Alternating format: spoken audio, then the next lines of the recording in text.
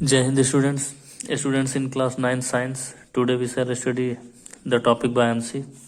तो first we consider what is the meaning of buoyancy. buoyancy का meaning क्या है पहले हम लोग ये समझते हैं. तो when an object is immersed fully or partially in a fluid, जब किसी ऑब्जेक्ट को किसी लिक्विड में या किसी फ्लूइड में पूरे तरीके से, फुली मतलब पूरे तरीके से, या फिर पार्शियली हाफ ऊपर हाफ नीचे, इस तरीके से उसको डुबोया जाता है, तब लिक्विड जो है then the fluid pushes the object upwards. तो लिक्विड इसको ऊपर की तरफ पुश करता है, अपवर्ड डायरेक्शन में एक फोर्स लगाता है. This force is called buoyant force and this phenomena is called buoyancy. इसी फिनोमिना को हम लोग बोलते हैं बायंसी. तो स्टूडेंट्स अब यहाँ पे मेन जो हम लोगों को समझना है वो ये है, व्हाई ऑब्जेक्ट फ्लोट्स और सिंक. कोई भी ऑब्जेक्ट पानी में तैरता क्यों है या फिर डूब क्यों जाता है. जैसे एक छोटी सी लोहे की निडल डूब जाती है और जो लोहे का बना हुआ बोट है वो उसमें फ्लोट करता रहता है, तैरता रहता है. तो तैरने के लिए कंडीशन क्या है, when buoyant force is greater than wait.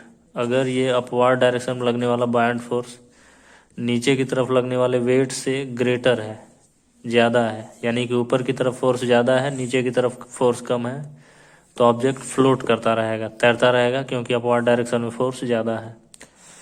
वहीं अगर weight is greater than buoyant force, weight नीचे की तरफ लगने वाला फोर्स ज़्यादा है और ऊपर की तरफ लगने वाला फोर्स कम है, तब ऑब्जेक्ट क्या करेगा, डूब जाएगा. तो इस तरीके से बुयांसी की मीनिंग और कोई भी ऑब्जेक्ट डूबता क्यों है या और फ्लोट क्यों करता है ये हम लोग समझ चुके हैं. अब इस चैप्टर के मेन प्रिंसिपल पे आते हैं.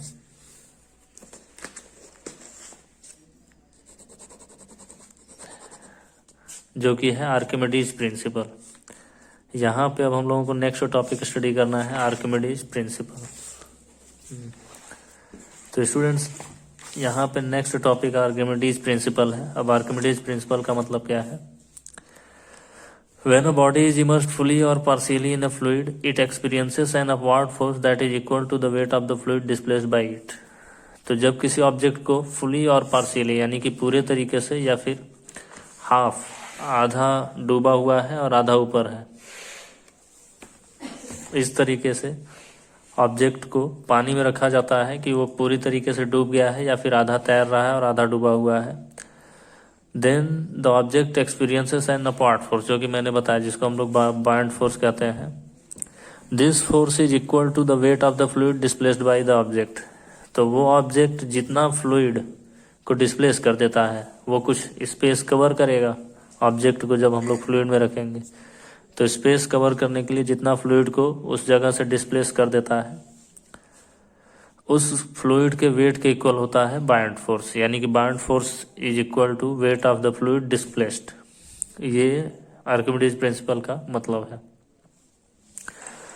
अब यहाँ पे आर्किमिडीज प्रिंसिपल के बहुत सारे एप्लीकेशंस हैं, बहुत सारे इंस्ट्रूमेंट्स हैं और जिसमें यूज किया जाता है आर्किमिडीज प्रिंसिपल का. जैसे it is used in designing ships and submarines. पानी में जो जहाज चलता है या फिर जो सबमरीन आते हैं, पनडुब्बी जो पानी के अंदर चलते हैं, ये सब जो होते हैं, ये इनको बनाने के लिए आर्किमिडीज प्रिंसिपल का ही यूज किया जाता है.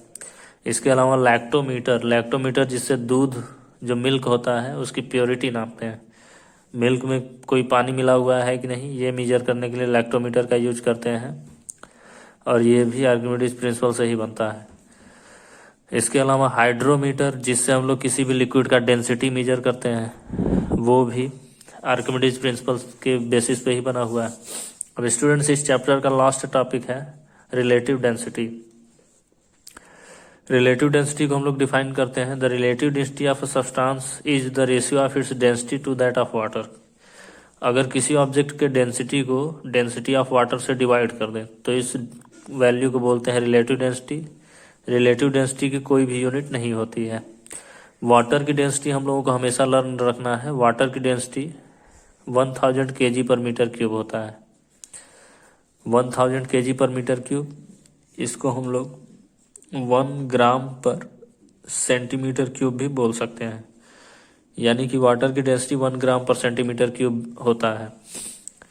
अब स्टूडेंट्स यहाँ पे रिलेटिव डेंसिटी का यूज क्या है ये समझ लेते हैं।